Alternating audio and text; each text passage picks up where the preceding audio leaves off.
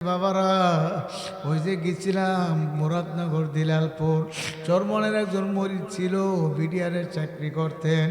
আমার পাশে মুজাহিদরা বসে বলে, হুজুর আমাদের দিলালপুরের মুজাহিদ বিডিআর দুনিয়া থেকে চলে গেল। আল্লাহর বন্ধু সবসময় মাথায় পাগড়ি পরে রাখতেন, লম্বা জামা গায়ে রাখতেন।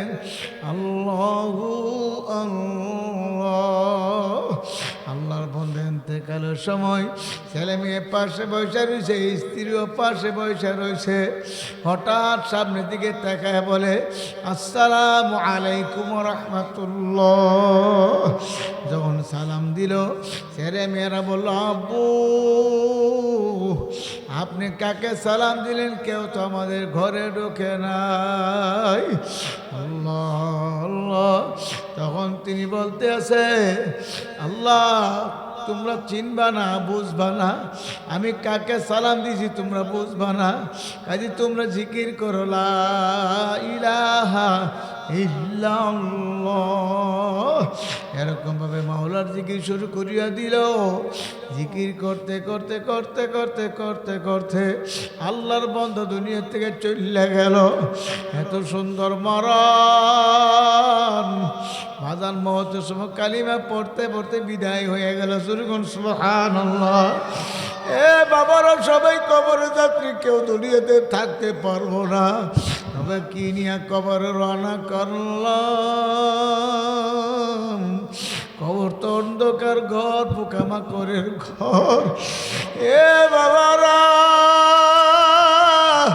আজকে বশিরুল্লাহ রহমাতুল্লাহ আলাইহি দুনিয়াতে নাই। আমার মওলা তাকে কেমন কবুল করা করছে। ছিল আলেম হাফেজ, নাদিরত করে আলেম হাফেজ, মুফতি মুহাদ্দিস। আমার মওলা কেমন কবুল করা করলো। এই আল্লাহর বান্দার বংশ থেকে কত মানুষ হাফেজ আলেম হইতে আছে, কথা ঠিক না ঠিক? আল্লাহ আল্লাহ, আমার মালিকের দরবারে প্রিয় হয়ে গেল। আমার মালিকের দরবারে প্রিয় হয়ে গেল। আল্লাহ আল্লাহ। আমার মাওলার কাছে প্রিয় হইতে পারি, আমার মাওলা পথে ফালাইয়া দিবে না, নদীতে বাসায় দিবে না, আগুনও ফালাইয়া দিবে না। আমার মাওলা টান্না টান্না রহমতের কুলে জড়াইয়া লইবে। সবাই বলেন সুবহানাল্লাহ।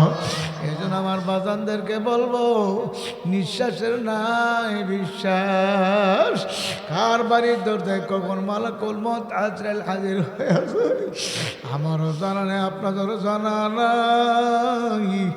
আজকের মাহফিল কি জীবনের শেষ মাহফিল মনে করিয়া চক্ষুটার একটু বন্ধ করে মনের বোঝা, ওরে মন কি নিয়ে রওনা করছো রে মন, ওরে মন কি নিয়ে রওনা করছো? ওই কবর তো নির্জন ঘর, অন্ধকার ঘর। ওই অন্ধকার ঘরের ব্যাপারে আল্লাহর হাবিবের উম্মতের আল্লাহু আল্লাহ, যদি অন্ধকার কবরে যদি এই গুনাহ নিয়ে রওনা করো, তবে ভালো করে জানিয়া নাও, অন্ধকার কবর এমন কবর হইবে। আল্লাহর হাবিব তো বলছে, নাফরমান গুনাহগারদের কবরে তো কঠিন হইবে। একটা সেকেন্ডের আযাব সহ্য করার ক্ষমতা কোনো মানুষের নাই। এ বাবার, আমার মালিকের আযাব বড় কঠিন, আমার মালিকের আযাব বড় কঠিন। আল্লাহু আল্লাহ। আল্লাহর হাবিব সাল্লাল্লাহু আলাইহি ওয়াসাল্লাম বলেন, আমার মালিকের আযাব কেমন কঠিন। আল্লাহর হাবিব ব্যাখ্যা করে, কোরআনের আয়াতের ব্যাখ্যা। আমার মাওলা তো বলতে আছে, আম্মা মান সাকুলাত মাওয়াজিনুহু ফাহুয়া ফি ঈশাতির রাদিয়া ওয়া আম্মা মান খাফফাত মাওয়াজিনুহু ফাউম্মুহু হাওিয়া। আমার আল্লাহ বলে হাবিয়া জাহান্নাম কেমন কি তোমরা জানো? হাবিয়া জাহান্নাম বড় ভয়ানক আযাব, এমন কঠিন আযাব আমার মাওলা পাক রব্বুল আলামিন রাখছে। হাবিয়া জাহান্নামের আগুন ব্যাপার আমার মাওলা কালামে পাকে বলে নারুন হাবিয়া, হাবিয়া প্রজ্বলিত আগুন, এমন আগুন মাওলা জাহান্নামের আগুন বানাইছে, একটা সেকেন্ডের আগুন সহ্য করার ক্ষমতা কোনো মানুষের নাই। চরমনার মরহুম ইসহাক রহমাতুল্লাহ আলাইহির ঘটনা শুনছি। বাবারে সফর করিয়া বাড়ি আসিয়া ছেলে মেয়েদের নিয়ে কি দোস্তরে খাইতেন। আল্লাহ আল্লাহ, একদিন আল্লাহর কুতুব জোহরের পরে খানার জন্য ছেলে মেয়েদের নিয়ে বসিয়া প্লেট নিয়ে রেডি হইয়া রয়েছে, খানা আসতে দেরি হইতে আছে। হুজুর বলল বাবারা তোমরা বসো, তোমার আম্মাজান খানা দিতে দেরি করে কেন, আমি দেখে আসি। হুজুর হাঁটতে হাঁটতে পাকঘরের দরজার সামনে যায়, দেখে হুজুর বিবি চুলার আগুনের দিকে ছায়া ছায়া কান্দে। হুজুর বলল বিবি আপনি কান্দেন কেন? লাকড়ি চুলা পাক করতে কষ্ট এজন্য কান্দেন নাকি? হুজুর বিবি বলছিল হুজুর না আমি এজন্য কান্দি না, আমি কান্দি আগুনের দিকে তাকায় আমি কান্দি। এ দুনিয়ার সামান্য আগুনের ভিতরে এত শক্ত রাত্রি বরাক বাঁশের গোড়া ঢুকেছি, এক মাথা দিয়ে আগুন ধরছে, আরেক মাথা দিয়ে ফুসফুস করে ধোঁয়া আসতে আছে।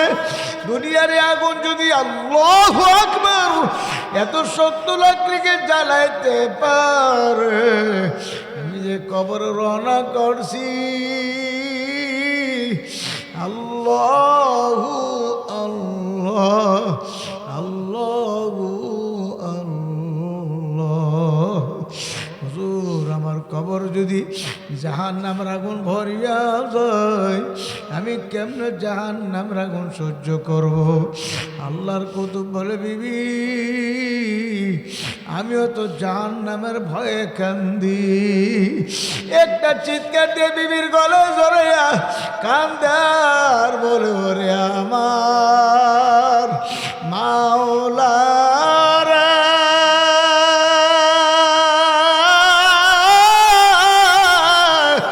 ওরে আমার মাবুদ রে, তুমি যদি মাফ না করো এ আগুন কেমনে সহ্য করব রে? আরে আল্লাহ আল্লাহ, হে আমার মুরব্বী বাবারা, চরমনার ফজলুল করিম রাহমাতুল্লাহ আলাইহি বলে ব্যাপার কি? আমার আব্বা জান গেল কেউ সেও কেন আসে না? হুজুর বলল ভাইয়ারা বোনেরা তোমরা বসো, দেখি বাবা জান গেল সেও কেন আসে না? হুজুর ওই পাকঘরের দরজার সামনে যায় দেখতে আছে, হুজুরের বাবা মার গলা জুড়িয়া কান্দা, মা বাবার গলা জুড়িয়া কান্দা আর বলে ওরে আমার মাওলা রে, ওরে আমার মাশুক রে, তুমি যদি মাফ না করো এ আগুন কেমনে সহ্য করব রে? এ মুরব্বী বাবারা, আজকে জাহান্নামের ভয় নেই, কবর আযাবের ভয় নাই। ও মা বোনেরা, আজকে কবর চিন্তা না, জাহান্নামের ভয় অন্তরের ভিতরে নাই, কবর আযাবের ভয় নাই। একটু ভালোভাবে খেয়াল করিয়ে নিয়েন। আল্লাহ আল্লাহ, আমার মাওলা পাক রব্বুল আলামিন এই যে কবরের ভিতরে কত কঠিন আযাব বানায় রাখছে, জাহান্নামের শাস্তি কত কঠিন আমার মাওলা বানায় রাখছে। ওই জাহান্নামের আগুন সহ্য করার ক্ষমতা কোনো মানুষের নাই। জাহান্নামের আগুন সম্পর্কে আল্লাহর হাবিব বলে, উম্মতেরা আমি জাহান্নাম পরিদর্শন করি আসছি। এই জাহান্নামের আগুন সহ্য করার ক্ষমতা কোনো মানুষের নাই। আমি জান্নাত পরিদর্শন করি আসছি। জান্নাত এমন শান্তির জায়গা যাকে একবার ঢুকানো হবে আর বাহির করা হবে না। কিন্তু বাবারে জাহান্নামকে আমার মরা ফুলের বাগান দিয়া সাজাইছে চতুর্দিক দিয়া, আর জান্নাতকে কাটা তারের বেড়া আমার মাওলা দিয়া দিছে। আরে জিব্রাইলকে ডাক দেয়া বলে, জিব্রাইল যাও আমার জান্নাতটা ঘুরে দেখে আসো, আমার জাহান্নামকেও ঘুরে দেখে আসো। জিব্রাইল আলাইহিস সালাম জান্নাত দেখিয়া বলতেছে, মালিক এই জান্নাতের চতুর্দিকে কারাটারের বেড়া লাগাইছো, এই কারাটার ভেদ করিয়া তোমার বন্দাবান্দি জান্নাতে কেমনে যাইবে? আল্লাহ তোমার বন্দাবান্দি জান্নাতে কেমনে যাবে? এত ঠান্ডা শীতের মধ্যে ঘুম থেকে উঠিয়া নামাজ কেমনে পড়বে? আমার মালিক এ কারাটার বেড়া ভাঙ্গা কেমনে জান্নাতে যাবে? আমার বুঝে আসে না। জাহান্নাম দেখে আসলো, জাহান্নামের চতুর্দিক দিয়ে ফুলের বাগান সাজাইলো। ডাক দেয়া বলল, মালিক আমার তো ভয় লাগে। ওই জাহান্নামের চতুর্দিকে ফুলের বাগান, ওই ফুলের বাগানের সৌন্দর্য দিকা চাকচল্যতা দিকা না জানে আপনার বন্দা বান্দির জাহান্নামে লাফায়া লাফায়া পড়তে থাকে। আমার নবী আফসোস করে, ওরে আফসোস, জাহান্নামের আগুনের চতুর্দিক দিয়ে ফুলের বাগান সাজাইছে। এ ফুলের বাগান দিক কেনা যারা উম্মত পাগল হইয়া জাহান্নামের আসামি হইয়া যায়। একটা সেকেন্ডের আযাব সহ্য করার ক্ষমতা পৃথিবীর কোনো মানুষের নাই। হে বাবারা, হে পর্দার আলের মা বোনেরা, আজকে আমার আপনার জাহান্নামের ভয় নাই, আজকে আমার আপনার কবরের চিন্তা নেই, কবরের ভয় নাই। আল্লাহ আল্লাহ আল্লাহর হাবিব মেহের আল্লাহু আকবার সফরে যাইতে হযরত ফাতেমাকে দীক্ষা যাইতো। আবার সফর থেকে আয়েশা আবার ফাতেমাকে আগে দেখতো। যখন সুবহানাল্লাহ, আল্লাহর নবী তার কলিজার টুকরা ফাতেমাকে ওয়াজ করে, হ্যাঁ ফাতেমাতি ইনকাযি নাফসাকি মিনান নার, হে ফাতেমা তোমাকে তুমি জাহান্নামের আগুন থেকে বাঁচায় তারপর কবরে যাইও। আল্লাহর হাবিব তার মেয়েকে যদি এমন ওয়াজ করতে পারে, আমার বা উপায় কি? আপনাদেরও বা উপায় কি? বাবা, হে পর্দার আল্লাহর মা বোনেরা, ভালো করে শুনিয়া রাখেন। আল্লাহর হাবিবের কলিজার টুকরা হযরত ফাতেমা রাদিয়াল্লাহু আনহাকে আল্লাহর হাবিব স্বপ্ন দেখাইলো, হে ফাতেমা আমি তোমাকে তালাশ করতে আছি। বাবা কেন তালাশ করেন? আমি তোমাকে নেওয়ার জন্য আসছি। আজকে সিরি খাইবা আলীর ঘরে, ইফতারি করবা আমি বাবার সঙ্গে জান্নাতের ভিতরে। সবাই বলেন সুবহানাল্লাহ। হযরত ফাতেমার বুঝার আর বাকি রইল না। আজকে যে তোমার বাবার সঙ্গে ইফতারি জান্নাতের ভিতরে করব, আমার বাবা বলিয়া গেছে। বুঝা গেল আজকে দুনিয়াতে থাকবো না, আজকে ইফতারির আগে দুনিয়া থেকে বিদায় হয়ে যাব। ফাতেমার ঘরে কতগুলা রুটির খামির ছিল, কাই ছিল, ওই কাইগুলা দিয়া ফজর পরে জিকির আজকার করিয়া অজিবা শট করিয়া পাক করে যাইয়া ওই কাইগুলো দিয়ে রুটি বানাইতে লাগলো। হযরত আলী মসজিদ থেকে নামাজ পড়িয়া ঘরে যাইয়া দেখে ফাতেমা জানামাজের মধ্যে নাই। ফাতেমা কই? ফাতেমা তো জানামাজের মধ্যে থাকে, তাসবিহ তাহলিল জিকির আজকার করে, আমি এসে জানামাজে পাই। আজকে ফাতেমা কোথায়? তালাশ করতে করতে দেখে পাক ঘরের ভিতরে রুটি পাকাইতে আছে। হযরত আলী ডাকতে বলে, ফাতেমা এখন আবার রুটি পাকাও কেন? আমাদের ঘরে যে রুটিগুলো আছে 2-4 দিন যাইবে, এখন তো আর রুটি পাকাবার দরকার ছিল না। ফাতেমা কান্দে বলে, আলী আমার আব্বা জান আমার স্বপ্ন দেখাইছে আজকে আলীর করে সেহরি খাইবা ইফতারি করবা আমি বাবার সঙ্গে জান্নাতের ভিতরে। ওরে আলী, তোমার ঘরে আসিয়া তোমার ঠিকভাবে খেদমত করতে পারি নাই, আমি নবীর মেয়ে আজকে চলিয়া যাব, আমারও পর্দা বিরাক্ষণ, আমারও দয়া করে মাফ করিয়া দিও। হযরত আলী হাতের মধ্যে ধরিয়া একটা চিৎকার দিয়ে বলে, ফাতেমা, এ ফাতেমা, তুমি কি বলো? তুমি তো দু জাহানের বাদশার মেয়ে, কলিজার টুকরা। আমার নবী তোমার কত ভালোবাসে, মহাব্বত করে। আমার নবীর মহাব্বতের কলিজার টুকরা ফাতেমাকে আমি বিবাহ করছি। আমার মতো একটা গরিব করে তুমি আসো, ঠিকভাবে তোমার দুই বেলার দুই মুঠ খাবার খাওয়া তৃপ্তি দিতে পারি নাই, ভালো দুইটা কাপড় তোমারে পরাইতে পারি নাই। ফাতেমা, তুমি আমারে মাফ করিয়া দাও। কিয়ামতের ময়দানে যদি আমার মাওলার দরবারে আমার বিরুদ্ধে নালিশ করো, আমি আলী তো উপায় থাকবে না। ফাতেমা ডাক দেয়, বললো, হে আলী, আমি এতেকালের পর আর ঘোষণা করবা না, এলান করবা না। বলে, কেন? এলান করলে নবীর সাহাবীরা জমা হইয়া যাইবে, আমার পর্দার খালাপ হইয়া যাইবে। হে ফাতেমা, পর্দার খালাপ কেমনে হইবে? তুমি তো কাফনের কাপড়ের ভিতরে থাকবা। হ্যাঁ, কাফনের কাপড়ের ভিতরে থাকবো, কথা ঠিক।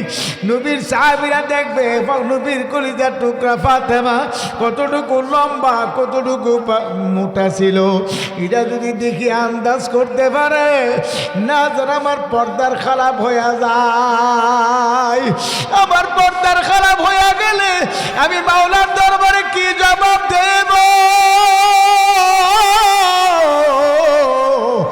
আমার রাতে রাতে কাফন দাফন করিয়া দিও, এলান করিও না। আল্লাহু আল্লাহ। এমনি হাসান হুসেন ঘরে এসে দেখে মা কান্দে, বাবাও কান্দে। হাসান হুসেন বলে, আম্মু তুমিও কান্দো, আব্বু কান্দে, ব্যাপারটা কি, কেন কান্দতে আছো? ফাতেমা ডাক দেয়, বলে, বাবা যাও, তোমার নানার কাছে যাও, রওজা মুবারকে যাও। আমি ফাতেমা কেন কান্দি? তোমার নানা বলতে পারবে, আমি বলতে পারবো না। দৌড়ে রোজার কিনারে যাইয়া ডাক দে, বলি, আর জাদ্দি, আল্লাহু আকবার। ওগো নানাজি, আমার আম্মা কান্দে, আমার আব্বা জানো কান্দে। কান্নার কারণ জিজ্ঞাসা করার পরে বলল, আপনি বলতে পারবেন কেন কান্দে? আল্লাহর নবীজি রোজার ভিতর থেকে ডাক দেয়, বলে, ভাইয়েরা তোমরা আমার কাছে থাকো না, জলদি ঘরে চলে যাও, তোমার আম্মা জান আজকে দুনিয়া থেকে বিদায় হয়ে যাইবে। মারে মন্ডা বরিয়া দেখিয়ালো, আর কোনোদিন দেখতে পারবা না। ঘরে আসিয়া দৌড়ে আসিয়া জরে হাতরা কান্দা, বলে, মা তুমি দুনিয়া থেকে বিদায় হইয়া যাইবা, আমার নানাজি বলছে তোমার মন করে দেখার জন্য। যেরকম সুবহানাল্লাহ। আরে ফাতেমা বিদায় হয়ে যাওয়ার পরে গোসল করা, কাফন পরা জানাজার মাঠে নিয়ে যাবে। এখন 4 জন তো লাগবে খাটিয়া ধরার জন্যে, 3 জন তো খাটিয়া দিতে পারবে না। হাসান হুসেন আলী বাপ ছেলে 3 জন, তারা কেমনে খাটিয়া ধরিয়া নিবে? আমার নবীজি আবুজর গ্যাপারিকে স্বপ্ন যুগে বলে, আবুজর গ্যাপারি যা যা, আমার কলিজার টুকরা খাতুনে জান্নাত ফাতেমার খাটিয়াটা ধরিয়া জানাজার মাঠে হাজির করো। হযরত আবুজর গ্যাপারি হাজির। আলী ডাকতে বলে, আবু যর, আমি কাউকে জানাই না, এলান করি না, তুমি কেমনে জানলা? আবু যর গাফারি বলে, ও আলী, তুমি এলান না করলে কি হবে? আমার জানাবার মতো একজন মদিনায় ঘুমায় রইছে, মদিনার নবী আবার জানাইছে হযরত ফাতেমার খাটিয়া ধরার জন্য। আমি নবীজির কথায় আমি চলে আসছি। জানাজা পরে খাটিয়া ধরিয়া কবর নিয়া কবরে শুয়াইয়া সবাই 4 বের করে চলিয়া যায়। হযরত আবু যর গেফারি যাই না কবরের পাশে দাঁড়ায়া দাঁড়ায়া ডাক দেয়া বলে, কবর রে জানোস তোর মধ্যে কাকে রাখছি? হাসান হোসেন জান্নাতের যুবকদের সর্দারের আম্মা জান, খবরদার বেয়াদবি করবি না। কবর কোনো জবাব দিল না। আবার বলে, কবর রে জানোস তোর মধ্যে কাকে রাখছি? শেরে খুদা হযরত আলীর বিবি, খবরদার বেয়াদবি করবি না। কবর কোনো জবাব দেই না। আবার বলে, কবর জানোস তোর মধ্যে কাকে রাখছি? দু জাহানের বাদশাহ নবী মুহাম্মদুর রাসূলুল্লাহ সাল্লাল্লাহু আলাইহি ওয়াসাল্লামের কলিজার টুকরা ফাতেমাকে লাগছি, খবরদার বেয়াদবি করবি না।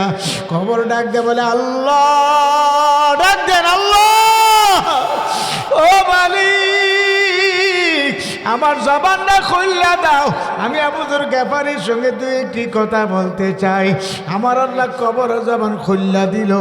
খবর ডাক দে বলো, ওরে আবু যর গেফারি, আমি জান্নাতের যুবকদের সর্দারের মাকে চিনি না, আমি আলীর বিবিকে চিনি না, নবীর কলিজার টুকরা ফাতেমাকে চিনি না। আমি চিনি ঈমান আর আমল নিয়ে যারা আসতে পারবে, আমি কবর সৎ ব্যবহার করব। ঈমান আমল ধ্বংস করে যদি আমার ঘরে আসে, আমি কবর এমন ভাবে চাপ মারব, এক বছর হাঁটে আর এক বছর কটকট করে ঢুকে ভালাবো। সহ্য করার ক্ষমতা কোনো মানুষের নাই। ও পর্দার আল্লাহর মা বোনেরা, আল্লাহর হাবিবের কলিজার টুকরা ফাতেমার কবর যদি এমন জবাব দিতে পারে, আপনার বা উপায় কি? আমার বা উপায় কি? হে বাবারা, ওই ঘটনার প্রতি আবু যর গেফারি রাদিয়াল্লাহু এন্তেকালের আগ পর্যন্ত কোনো একদিন একটা হাসিও দেয় নাই, শুধু কান্দে আর কান্দে। ওরে দুনিয়ার মানুষ, নবীর কলিজার টুকরা ফাতেমার কবর যদি এমন জবাব দিতে পারে, তোমার বা উপায় কি? আমারও বা উপায় কি? আজান চোখে পানি আসতেছে না, দিলটা পাথর বড় শক্ত। ওই শক্ত পাথরিয়া দিল নরম করার জন্য বেশি বেশি মাওলার জিকির করা লাগবে। যখন বলবো লা ইলাহা ইল্লাল্লাহ, খেয়াল করব আল্লাহ বাদা কেহ মাবুদ নাই। যখন বলবো আল্লাহ, খেয়াল করবো আমার কলবে আল্লাহ আছে। আল্লাহ আল্লাহ বলবো, খেয়াল করব আমি আমার মাওলাকে ডাকতে আসি। আমার মাওলা বলে, বন্দা বান্দি বুলাও কা ডাকো কা, আমি তোমার সঙ্গে আছি। লা ইলাহা ইল্লাল্লাহ, লা ইলাহা ইল্লাল্লাহ, লা ইলাহা ইল্লাল্লাহ, লা ইলাহা ইল্লাল্লাহ, লা ইলাহা ইল্লাল্লাহ, লা ইলাহা ইল্লাল্লাহ, লা ইলাহা ইল্লাল্লাহ, লা ইলাহা ইল্লাল্লাহ, লা ইলাহা ইল্লাল্লাহ, লা ইলাহা ইল্লাল্লাহ, লা ইলাহা ইল্লাল্লাহ, লা ইলাহা ইল্লাল্লাহ, লা ইলাহা ইল্লাল্লাহ, illallah, la ilaha illallah, la ilaha illallah, la ilaha illallah, la ilaha illallah, la ilaha illallah, la ilaha illallah, la ilaha illallah, la ilaha illallah, la ilaha illallah, la ilaha illallah, la ilaha illallah, la ilaha illallah, la ilaha illallah,